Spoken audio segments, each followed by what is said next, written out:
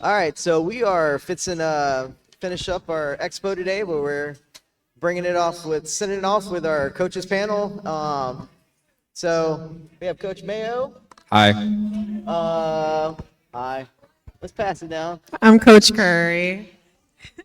And I'm Coach Bouillon. And I want you to keep that mic because I Yeah. know you volunteered to be first on the questions when you came up here. Indeed, I did. You're so grateful for doing that. Thanks. So I'm going to read off this script. Yay. I don't usually do, but, you know. So how did you get started in esports? I actually inherited my sports team, my esports team, from the previous coach when he unfortunately had to move back home. But it's been a great 2 years now, and we have grown exponentially. Yes, you bring all the ambassadors. Yes, we do. Yes, a lot of the ambassadors are from Woodlawn. Yeah. All right, same question. Let's pass the mic now. I teach with Coach Bouillon at Woodlawn, so I came to the school year late, and obviously we have a lot of ambassadors from Woodlawn, a lot of kids. So she just said that she wanted somebody else to try to help her out, and here I am. I have always kind of been oh, I can hear my voice and it's freaking me out a little bit. Okay, I've always been involved in esports, and when I was working at Southeast, yeah, I'm having a hard time with this echo. No, I can't. Yeah, when I started working at Southeast, I know they were trying to start up an esports program over there, and I was very excited to join in because I love esports. All right, next question. So we've been here today. This has been a pretty massive event for just a event we just came up with out of nowhere when the Army wanted to come and play with us. 'Cause we never do anything in January. So, but we do events every month. So that question goes, what do you think are some of the potential benefits of students participating in esports and events like this? A lot of my students, as we mentioned, are ambassadors, so it's really great to see them get opportunities to have leadership, and they're working together, they're organizing things, and they're doing things with technology. Yeah, and them being ambassadors, they're getting experience in like the communication, again, working together, and this is all skills that they'll be able to bring into like their future careers. And I think a lot of them are like looking forward to careers related to esports, and so it's just helping them get that foot in the door, you know, before they get to college or even anything like that. I'm going to keep it short so I don't have to hear myself. Conflict resolution skills, a lot of them are able to learn to deal with stressful situations and, you know, be able to develop some resilience and grit through competing in these games. Okay, so have you seen growth in your students in esports, you know, since you've been doing it for a couple of years and y'all have been doing it for a couple of years too? Still have that awesome video that Capital High did last year. We never forget that. You know, what kind of growth y'all seen in your students though that's been playing? I mean, I know I have personally with the student ambassadors, watched them grow with our program. But what's your take on that? I think the biggest growth, honestly, is confidence in a lot of our kids because they're able to like work through, like we were talking about, like those any like inner personal issues, or just like meet new people that have similar interests to them, and so they just feel just better about themselves. And yeah, it's really their confidence, I think. Coach Brown took my answer a little bit, but it is really great to see them have these like connections with each other and connections with a passion that they really love, and they've like really grown in both like organizational skills but also with each other, and it's very sweet.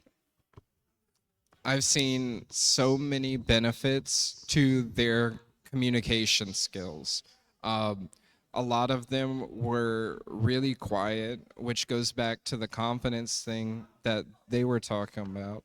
But my kids were are able to practice healthy communication. And yeah, communication and confidence are some of the biggest. Okay.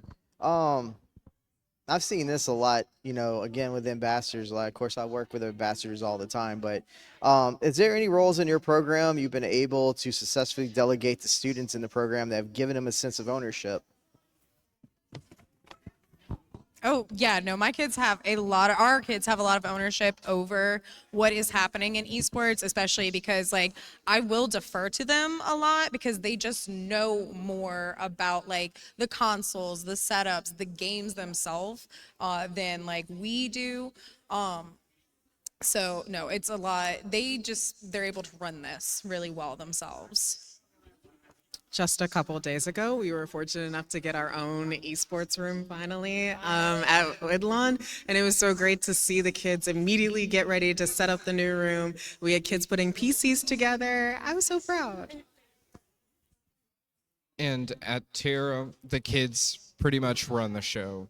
Like they have taken ownership of our esports team, and they set practice dates, and they hold themselves personally accountable for signing up and showing up to the events. It's very hands off in the hands of the coach because the kids really want to run the show. Actually, just to like add on to it, like how they have ownership with it, with like our new room, we also got like new equipment, and it was really like our students, especially our vice president, who was like the head of like looking into what we needed and making sure that it would fit into our budget, and this has been very beneficial to them overall. All right. Do y'all have any advice for anybody that might be watching that just wants to start esports, and y'all are the front line in the coach's den, so what do you need to do to get started at a school? Esports has a wide variety of different games. There's Mario Kart versus Valorant versus Super Smash Bros. So just finding one of the games that you really are interested in and getting a console and just trying it out. And I think it goes back to like actually what I was just talking about, is just like, again, trust what the kids have to say, let them have their voice in it, because again, they know so much more about what is going on, especially in the esports world, that you really can defer to them and take a lot of that pressure off yourself, I think. Yeah. Ask the kids and be their advocate. Like, as a coach, my job is to ensure that they can succeed in their dreams. So, whatever they think of or dream up about the esports team, as their advocate, it's my job to sort of help them achieve it with what we have to work with. Last question. Did y'all have fun today?